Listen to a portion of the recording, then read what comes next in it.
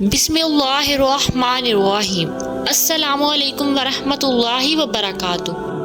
آپ صلی اللہ علیہ وآلہ وسلم نے فرمایا کہ جو شخص اللہ کی راہ میں جہاد کے لیے نکلا اللہ اس کا ضامن ہو گیا۔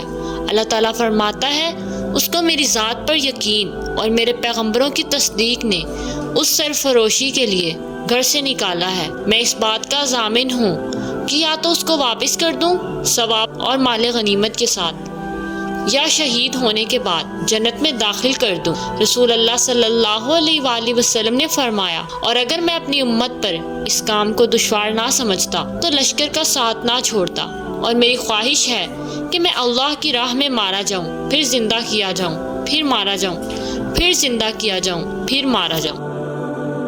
رسول اللہ صلی اللہ علیہ وآلہ وسلم نے فرمایا، بے شک دین آسان ہے، اور جو شخص دین میں سختی اختیار کرے گا تو دین اس پر غالب آ جائے گا اور اس کی سختی نہ چل سکے گی۔